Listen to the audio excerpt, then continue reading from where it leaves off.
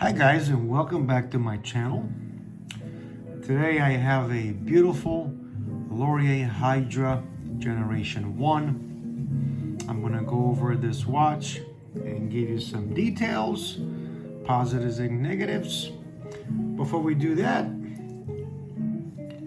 I have a glass and I have a single malt Scotch whiskey from Scotland. There you go. And I'm drinking this because the gentleman suggested it. So you know who you are, so there you go. This glass is for you, my friend. When you watch this video, you better pour yourself a glass of whiskey and just watch the video with me and just enjoy, okay? All right, now we're good. All right. So, let's get into the details of this beautiful piece. This is Lorier Hydra. Lorier is a company. If you don't know anything about it, I'm going to just give you a really quick information. It's a husband and wife team from New York City. They decided to start making watches. They were in love with vintage inspired watches, so they created a bunch of models and they all absolutely gorgeous. I recently did one on the Lorier GMT Hyperion. If you're interested in that video, you can scroll to my videos and watch that. It's about 10-15 minutes long. Let's focus on this watch. So this is Generation 1. What does that mean? Well, it's obviously not a new watch. Lorier has a new version of this watch now. It looks totally different, has two crowns, whole new design. But this one was, this particular watch belongs to a good friend of mine who I know for 23 years. And when he got this watch, and I think he brought it to my house. I don't know if it was my birthday or whatever it was. And I first looked at this watch and I realized what a gorgeous piece this is. I started looking at Lorier products and eventually I got me, and I'm wearing this just for today, I got me the Lorier Neptune. Now this is the new version. This is the Lorier Neptune 3. It's a little bit different case, different crystal. And obviously the dial's different compared to the Hydra, but Lorier Neptune was this company's first watch they brought to the market, and it caught on just like this with people who are into vintage inspired watches. So let's go a little bit details on this lovely piece. So sizes. This is a 39. And it sits absolutely beautiful in my hand. My wrist is 6 3/4, so I like my watches a little bit smaller. I don't like 42s, 45s. It's just not me. As the height is, this is probably about 14 with this lovely crystal. It's about 46, 47 perhaps. You see how the whiskey is working really good.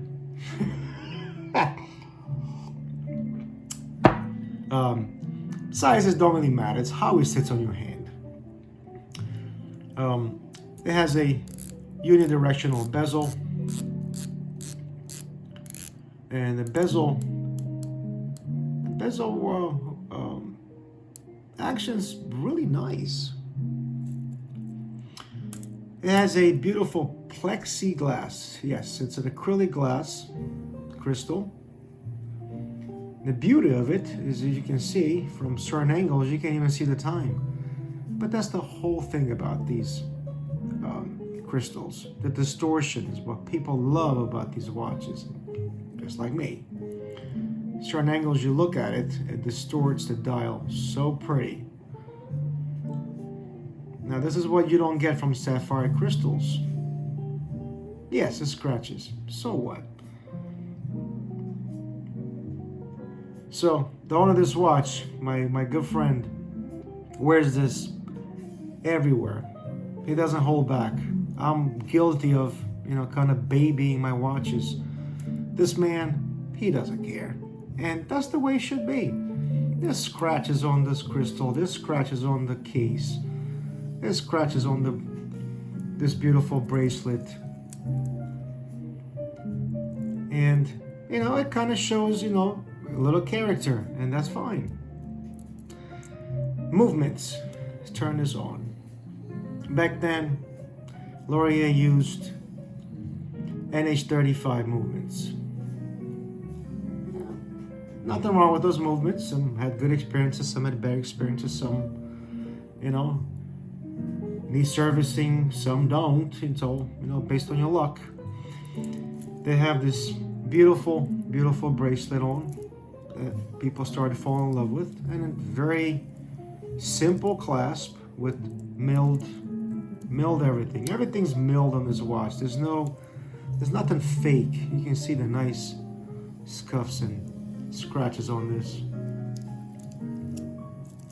and it looks good with scratches on it. Just like now, the case is pretty much all brushed except this very small line that runs across the watch.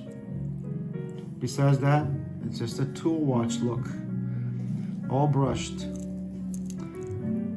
The back of the watch is, I guess if you want to call it, sterile. Nothing. You can engrave whatever you like. Beautiful solid end links, really solid bracelet with nice screws. If we can focus here. Adjustability on this watch is infinite. Look how many screws how many links you can take out. I can put this on my 6-year-old if I want to. That's how many screws it has. And it has two adjustability. It has only 2 on the clasp. Mine actually has 3. So they changed that. It didn't change that much on these watches. The cases. Let me show you the case. If we can focus here today. So this is the difference between the generations. Mine's on the left, lovely Neptune. You can see the case has a different design. It's a lot more curvaceous, I guess, if you want to call it that. It's thinner, and the crystal is also thinner. It still distorts, but not as much as the Hydra. I'll give you from this side a little bit of difference. Yeah, it's a lot thicker. The Hydra and the first generation of Neptune is a lot thicker than mine. Mine, the way, if you look at this watch this way, you see a Tudor Black Bay 58. Of course, Black Bay, it's polished, whatever, but the teeth of the bezel. No, Black Bay has a sapphire crystal. So there you have it. This is mine, and this is the lovely Hydra. Beautiful watch. Positives and negatives. Unique is the one positive of this piece. You're not going to see a lot of watches that have this design.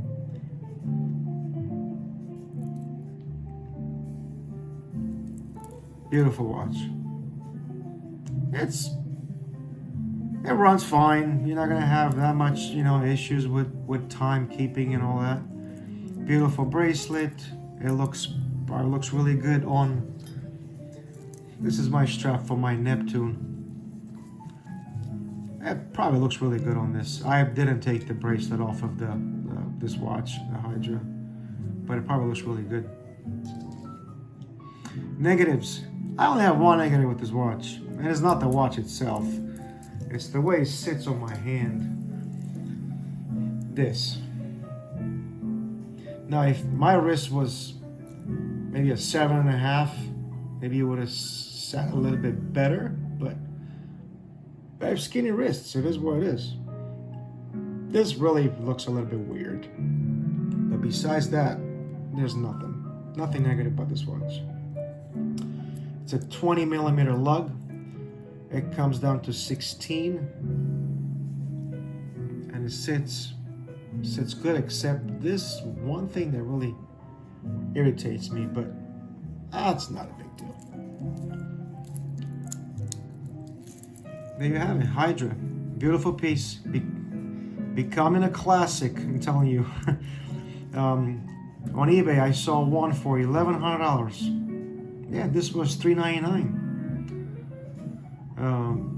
So yeah, people are asking a lot of money for these. They're becoming collectibles. People are buying them and keeping them because you're not going to see a Hydra like this again. It has acrylic actually on the bezel, because the bezel also looms. A slight loom. It's not insane loom or anything, but this has an acrylic bezel insert. I'll give you another nice distortion before we get into the loom. Look at that. That is gorgeous. It's not for everybody, I know that, but people who like vintage look of a watch, there's not much else like a Lorier these days. I mean, there's other companies that do vintage inspired. There's Baltic, they look beautiful, absolutely gorgeous pieces. But this is one of a kind, this Hydra. All right, I'm gonna turn the lights off and light this loom up, and you can see what a gorgeous loom this watch has. What the application of it is amazing, and the distortion of that loom is gonna just blow your mind. I'll be right back. And there's your Loom Shot. I'll drink to this Loom Shot. This is insane. Now what I mean by that, I don't mean it's the greatest loom I've ever seen in my whole life. It's when you look at this watch and you turn it around, the distortion in this watch with the Loom Shot is just, it's a show. And you can look at this for hours, just play with the distortion of this beautiful case. I mean the crystal. Absolutely gorgeous. Now my Neptune's not, it's not bad or anything, God forbid, no. It's a beautiful loom. But this one, because the crystal is thicker, it just distorts so wicked. Beautiful, I should say. But yeah, it's beautifully applied, and it looks absolutely stunning. In certain angles, you look at this watch, and you just mesmerized. All right, put my lights back on. I'll be right back. So there you have it, beautiful Hydra. Oh, I forgot to show you my new Lorier that I just got. It's been sitting right there, just smiling the whole time. This is the new Gemini. Beautiful chrono, all mechanical piece. I have it on the Warnikoff strap. I'm gonna do maybe a review on these NATO straps I just found, and there isn't one review on these straps, and I really like them. So maybe, if I do a video, people will like them and they'll buy more of them. But anyway, the Lorier Gemini manual movement, gorgeous piece. I'm really in love with this watch right now. So the Hydra, let's close this out quick, is a true classic. I will buy me one maybe one day. I'm just not gonna pay $1,000 like I see on eBay right now.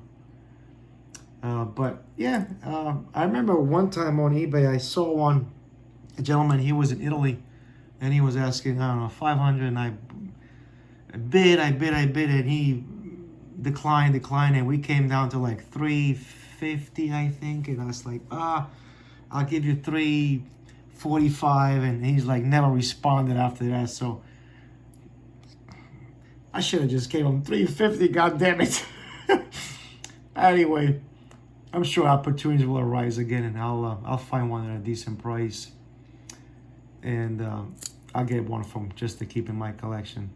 Absolutely drop that gorgeous piece. You're not gonna see watches like this. I haven't seen one except my buddies who has one. Gorgeous piece. That's about it for today. If you have any interest, you can subscribe. You can. Whiskey's really working on hit the camera and everything. You can subscribe if you like. You can give this video a like, notifications, whatever you like. I have other videos if you're interested. You can just go through them, watch. The newer ones are maybe a little bit better than the oldest ones. Older ones are just really funny. But I really enjoyed my time with this piece. I got to give it back to my friends. And I'll do other videos with other watches. I have a bunch of other watches to do videos on, so stay tuned. That's it for today. Have yourself a good day, and I'll see you on the next one.